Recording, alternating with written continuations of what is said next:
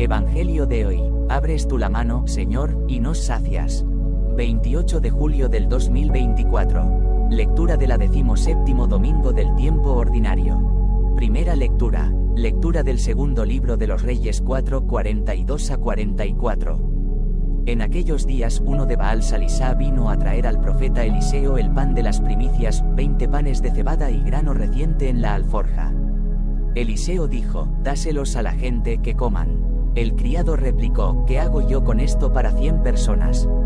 Eliseo insistió, dáselos a la gente que coman. Porque así dice el Señor, comerán y sobrará.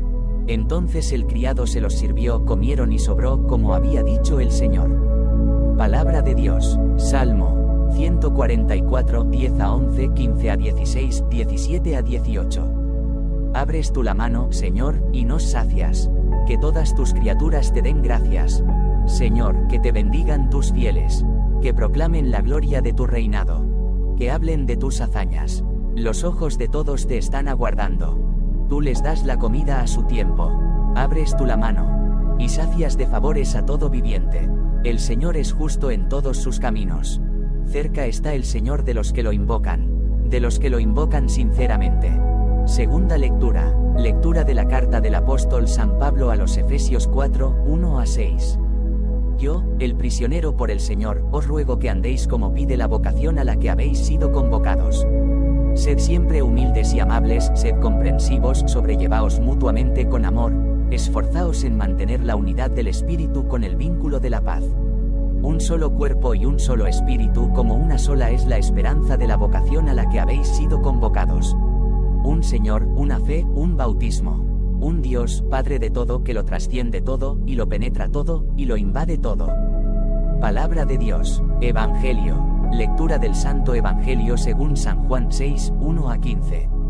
En aquel tiempo, Jesús se marchó a la otra parte del lago de Galilea o de Tiberíades. Lo seguía mucha gente, porque habían visto los signos que hacía con los enfermos. Subió Jesús entonces a la montaña y se sentó allí con sus discípulos. Estaba cerca la Pascua, la fiesta de los judíos. Jesús entonces levantó los ojos, y al ver que acudía mucha gente, dice a Felipe, ¿con qué compraremos panes para que coman estos? Lo decía para tentarlo, pues bien sabía él lo que iba a hacer. Felipe contestó, 200 denarios de pan no bastan para que a cada uno le toque un pedazo. Uno de sus discípulos, Andrés, el hermano de Simón Pedro, le dice, aquí hay un muchacho que tiene 5 panes de cebada y un par de peces, pero, ¿qué es eso para tantos? Jesús dijo, decid a la gente que se siente en el suelo. Había mucha hierba en aquel sitio. Se sentaron, solo los hombres eran unos 5000. Jesús tomó los panes, dijo la acción de gracias y los repartió a los que estaban sentados, y lo mismo todo lo que quisieron del pescado.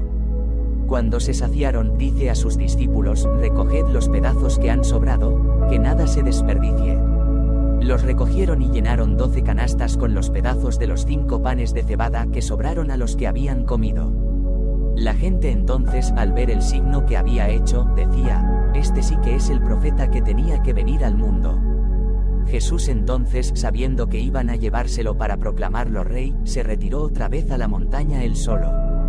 Palabra del Señor. Comentario al Evangelio del domingo, 28 de julio de 2024. Este es verdaderamente el profeta que va a venir al mundo. Queridos hermanos, paz y bien. Empezamos este domingo un camino con Jesús, en torno al pan, el de cada día, y el pan de vida. Hay unas cuantas semanas para reflexionar sobre este producto tan necesario para la vida física y espiritual. Cada domingo habrá un motivo para la reflexión. Porque la palabra nos da el alimento que necesitamos para esa vida.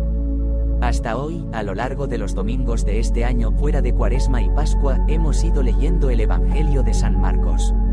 Es el más breve de todos, y se considera que fue el primero en ser escrito. Pero hoy, y los 4 domingos siguientes, la liturgia nos propone el capítulo 6 del Evangelio de San Juan. Juan ofrece una presentación original del episodio de los panes y los peces que en el Evangelio de Marcos se narra de forma algo más breve y sin el complemento del discurso de Jesús que ofrece el 4º Evangelio. Luego, tras la lectura de este capítulo de Juan, a lo largo de 5 domingos, a principios de septiembre reanudaremos la proclamación del Evangelio de Marcos. Tanto en la primera lectura como en el Evangelio asistimos a lo que podríamos llamar milagros de la fe. Aparece en primer lugar el profeta Eliseo que, en tiempos de hambre, ayuda a su gente en varios momentos. Después de solucionar un problema con una olla envenenada, echando harina para que pudieran comer, 2 Reyes 4, 38 a 41, surge la oportunidad de dar de comer a 100 personas. Una situación desesperada, difícil de solucionar. Cuando le traen 20 panes de cebada, le pide a su criado que los reparta entre la gente. Poco le pareció al criado, pero para el Señor nada es imposible. Comieron y sobró, una historia que recuerda a la del Evangelio de Juan. Una primera conexión con el Evangelio es que Eliseo no se guarda los panes que le han dado a él como tampoco lo hizo el muchacho. Un gesto generoso de una persona, un hombre anónimo de Baal Salisá, que continúa Eliseo, es preciso para que se produzca el milagro.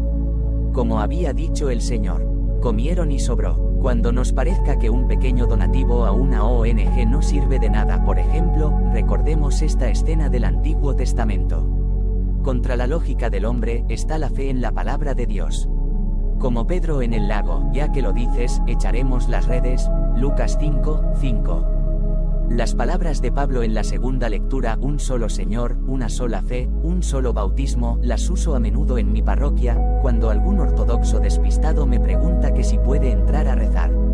Y cualquier cristiano, ante el drama de la separación de las iglesias, debería repetirlas a menudo. Porque el ecumenismo y la oración por la unidad de los cristianos no es cosa solo de la semana del 18 al 25 de enero, una vez al año. Ayuda bastante para dar testimonio de armonía, el vivir como sugiere Pablo en los primeros versículos de este fragmento. Sed siempre humildes y amables, sed comprensivos, sobrellevaos mutuamente con amor. Esforzaos en mantener la unidad del espíritu con el vínculo de la paz. Con ese espíritu, es más fácil conseguir la unión de todos los cristianos. Para compartir todo lo que hemos heredado. Esa unidad no puede depender de si alguien me cae bien o mal, o si conviene o no a mis intereses egoístas. Según esos criterios humanos, habría más de 1000 motivos para estar separados.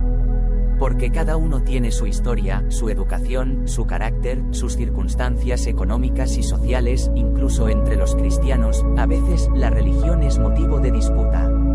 Pero si algo nos está enseñando el mundo actual en que vivimos, global e intercultural, es que la diversidad es una riqueza, que contribuye a que todos aprendamos, y puede servir para ayudarnos unos a otros completando lo que nos falta con la experiencia de los demás. Para muestra, un botón. Con lo que tenía un muchacho que compartió lo que tenía, se pudo dar de comer a toda esa gente. Se acercaba la Pascua, un gran grupo de personas estaban a la espera de lo que Jesús pudiera decirles, y el maestro, que siempre vivía pendiente de todo, sintió compasión por ese rebaño. Alimentarlos no era tarea fácil, ya lo dijo Felipe. Pero para Dios no hay nada imposible. Con lo poco que les dio a los discípulos, 5 panes y 2 peces, comieron todos y hasta sobró. Esa idea de compartir lo que tenemos, sea mucho o poco, debería calar en nosotros. Para eso compartimos la Eucaristía. El texto describe cómo Jesús tomó los panes, los bendijo y los repartió, así como los peces, con una clara referencia a lo que hacemos en nuestros templos para que todos se sacien del pan de vida. Otro momento interesante es la orden que da cuando todos se han saciado: recoged los pedazos que han sobrado. Que nada se desperdicie. Vivimos en un mundo, por lo menos en Occidente, donde muchas cosas nos sobran. Antes se tiraba todo, ahora, el reciclaje está imponiéndose poco a poco, porque el mundo no da más de sí, y los recursos son los que son. No hay que dejar que se pierda nada de lo creado por el hombre, porque todo ha sido creado por Dios. El ejemplo de Cristo nos recuerda que nada ni nadie sobra en este mundo. Desde otro punto de vista, ahora, como nunca, hay sobreabundancia de bienes en nuestro mundo. El problema no es la falta de bienes, lo que pasa es que están mal repartidos. Habrá que pensar de qué modo dejen de morir de hambre tantas personas por todo el mundo. ¿Cómo podremos reducir la geografía del hambre? ¿Cómo lograr que todos participen del banquete de la vida? ¿Qué puedo hacer yo para contribuir a que todos participen de esa vida? Para terminar la jornada, Jesús se retiró a la montaña, solo. Podemos creer que se lo hizo para poder estar con su Padre, en oración, buscando iluminación para seguir con la tarea que aquel le había encomendado. Antes de las decisiones importantes, orar para buscar la luz. Después de las cosas grandes o pequeñas de la vida, orar para dar gracias. Una vez más, el ejemplo de Jesús nos puede orientar en nuestra vida. Valorar lo que tenemos, ponerlo a disposición de los demás y no olvidar agradecer a Dios por todo ello, pueden ser algunas de las enseñanzas de este domingo. Que sepamos llevarlo a la práctica en nuestra vida. Tu espacio sagrado, en amor y liderazgo.